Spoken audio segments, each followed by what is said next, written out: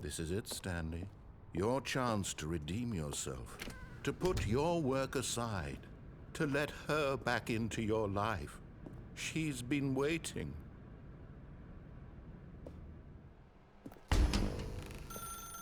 That's her, Stanley. You need to be the one to do this, to reach out to her. If you can truly place your faith in another, then pick up the phone.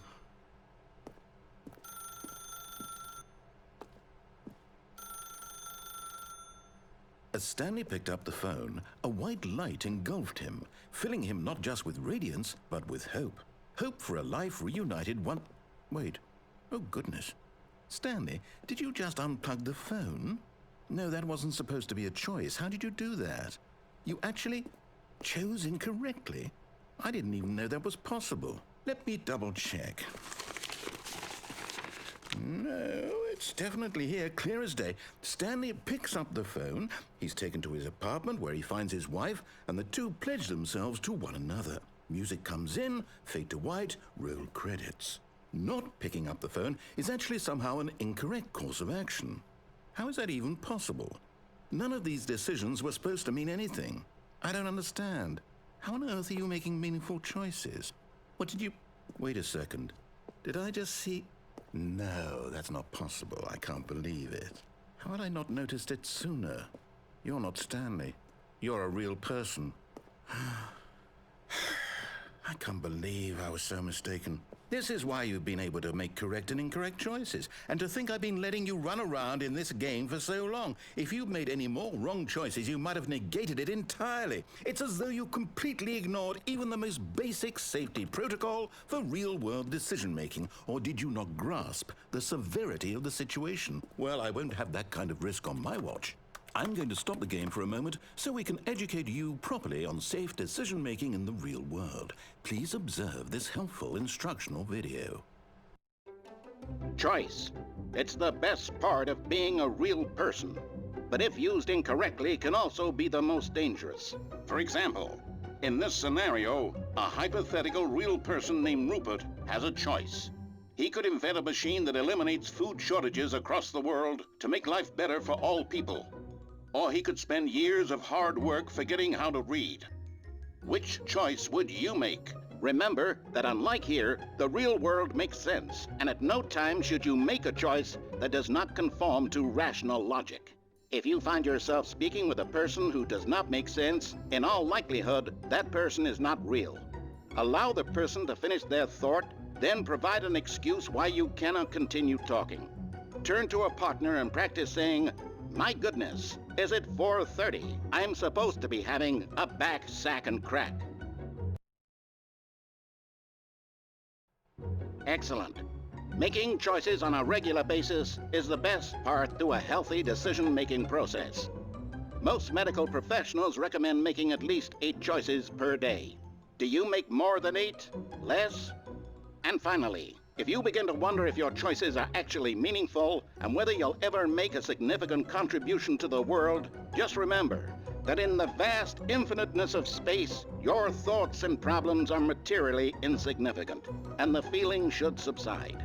At this time, your instructor will guide you in an exercise to test and reinforce the material covered in this video. Welcome back. You may have noticed that this room has begun to deteriorate as a result of narrative contradiction. But not to worry. Now that you're properly informed on good decision-making, we're going to revisit a choice you made just a few minutes ago and see what the correct thing to do would have been. This way, please.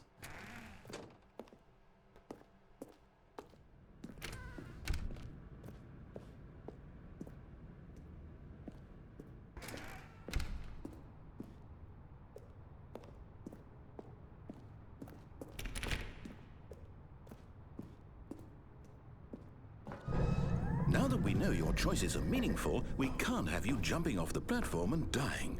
Imagine the main character dying senselessly halfway through the story. That story would make no sense at all.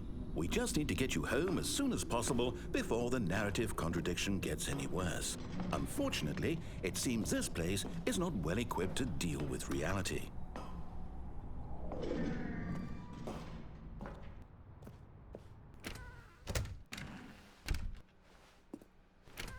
almost there. You'll take the door on the left, back to the correct ending, the story will have resolution once again, and you'll be home free in the real world. Now remember, all you need to do is behave exactly as Stanley would. That means choosing responsibly and always putting the story first. I'm quite sure you'll be up to the task. Just follow my lead and you'll be fine. All right. When Stanley came to a set of 2 open doors, he entered the door on his left.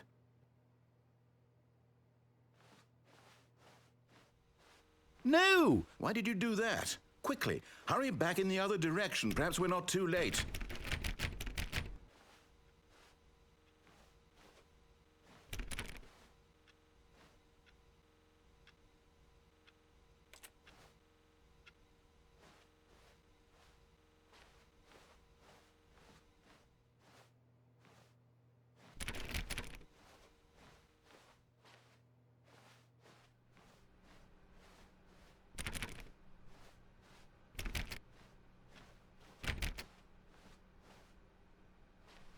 Oh, it's ruined.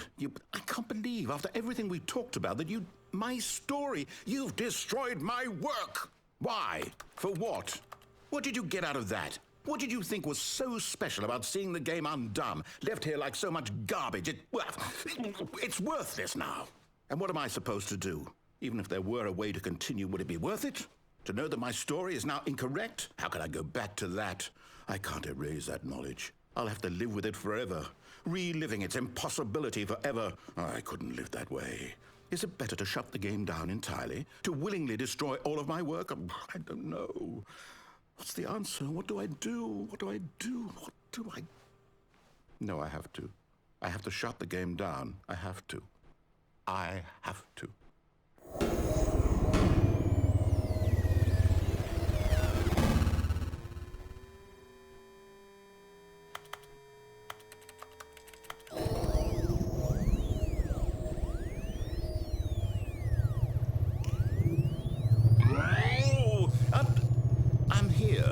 I'm still here in this pile of rubbish, with you who thought you were so clever.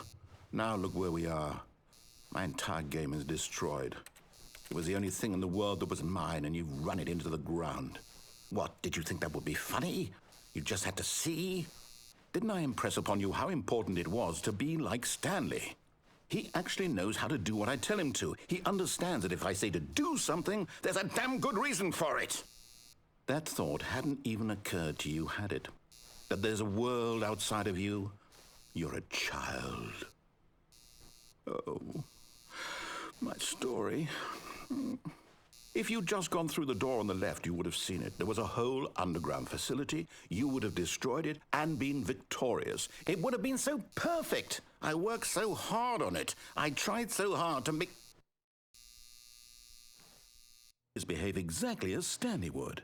That means choosing responsibly and always putting the story first. I'm quite sure you'll be up to the task. Just follow my lead and you'll be fine. All right. When Stanley came to a set of 2 open doors, he entered the door on his left.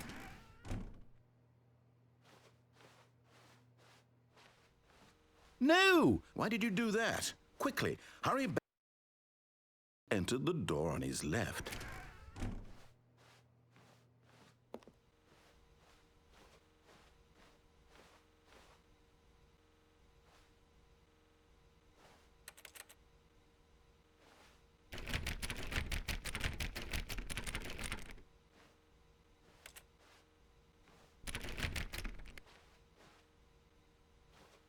No! Why did you do that? Quickly, hurry back. Behave exactly as Stanley would. That means choosing responsibly and always putting the story first. I'm quite sure you'll be up to the task. Just follow my lead and you'll be fine. All right. When Stanley came to a set of 2 open doors, he entered the door on his left.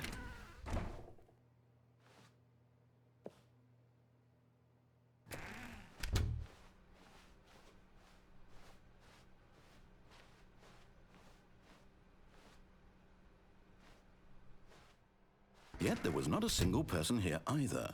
Feeling a wave of disbelief, Stanley decided to go up to his boss's office, hoping he might find an answer there.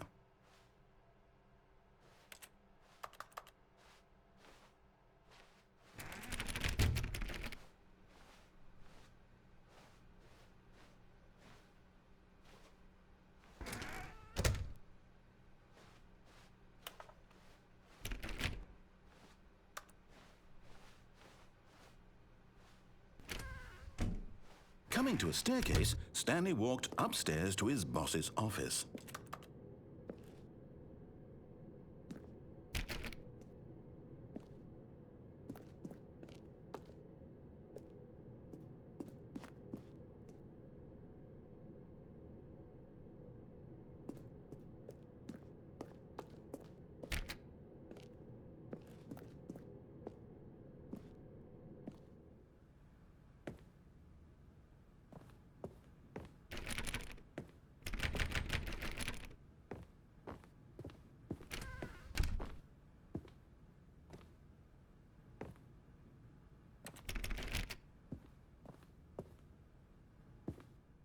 Stepping inside his manager's office, Stanley was once again stunned to discover not an indication of any human life. Shocked, unraveled, Stanley wondered in disbelief who orchestrated this, until he saw the door with a voice receiver next to it. Surely behind this door lay all the answers to his questions. And beyond all probability, he knew the passcode. He had seen it on his boss's computer just last week. Night Shark 115. Was this the code to open the door? Would it still work? There was only one way to find out. Stanley had been trained never to speak up, but now he would draw from within himself the courage to face the unknown. He drew a sharp breath and then spoke the code.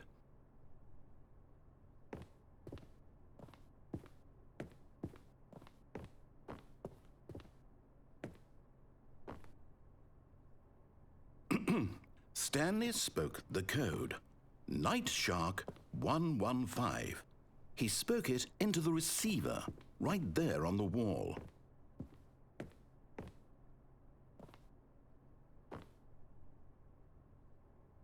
I'm sorry, is there a problem? You didn't mishear me, did you? Please speak the code into the receiver.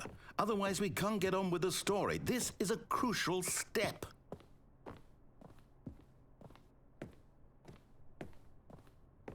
Okay, fine, you're not going to do it, but you know what? It's pretty humiliating to bring you this far, only for you to suddenly decide you have better things to do. I asked you for this one single thing, for your respect. The kind of respect Stanley shows for his choices. He knows what it means to take a story seriously. If you didn't want to see what I had to show you, then why did you come here? You had a choice, you know. You could have gone through the door on the right. You could have done whatever the hell you wanted over there. Why did you come this way? Speak. Say something to me. Explain yourself, you coward. You... When Stanley came to a set of two open doors, he entered the door on his left. Stanley? Hello? Are you... Is everything okay? Stanley, please. I need you to make a choice. I need you to walk through the door. Are you listening to me? Can you hear me? Is everything all right? Stanley, this is important. The story needs you. It needs you to make a decision. It cannot exist without you. Do you understand me? Whatever choice you make is just fine. They're both correct. You cannot be wrong here. We can work together. I'll accept whatever you do. I simply need you to take that step forward, please. Choose. Do something. Anything. This is more important than you can ever know. I need this. The story needs it. So, you hear me? Are you there? Are you listening to this? Stanley, are you there? Okay. It's okay, I can wait. You need time to decide. Time to make sure your choice is correct. That is the best choice. That's all right. I'll wait for you to decide what's the right thing to do. Take as much time as you need.